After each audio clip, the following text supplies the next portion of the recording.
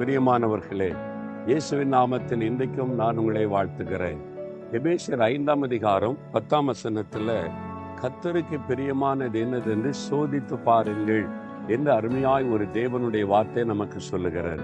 நாம இயேசுவோட நடக்கிறோம்ல, தினந்தோறும் அவரோட நடக்கணும்.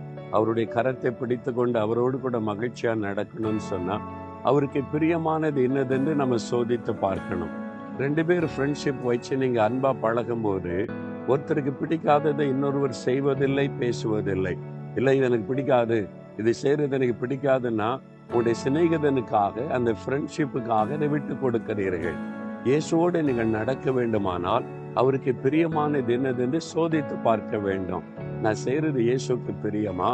இப்படியெல்லாம் பேசலாமா? நான் பேசுறது இயேசுக்கு பிரியமா? இவங்களோட தொடர்பு வச்சிருக்கிறேனே, அது இயேசுக்கு பிரியமா?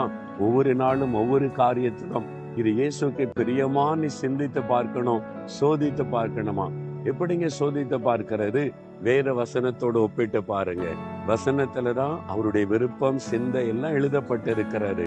வேற வசனத்தோடு ஒப்பிட்டு பார்த்து இது ஆண்டவருக்கு பிரியம்தானா நீ சோதித்து பார்த்து, அப்பா உங்க பிரியமானதான் நான் செய்வேன், உங்க பிரியமில்லாத எதுவும் எனக்கு வேண்டான்னு சொல்லி பாருங்க.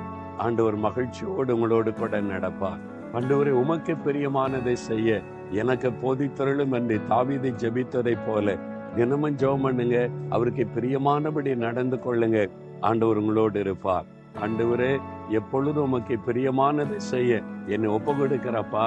நாங்க எப்பவும் உங்க கூடவே இருக்கணும், நீங்க எங்க கூடவே இருக்கணும். உமக்கு பிரியமானதை தான் நாங்க செய்யணும். உமக்கு பிரியமில்லாத எந்த காரியமும் எனக்கு வேண்டாம், அதை என்னை விட்டு தூரப்படுத்துங்கப்பா.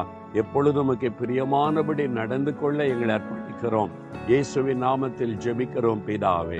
ஆமென், ஆமென்.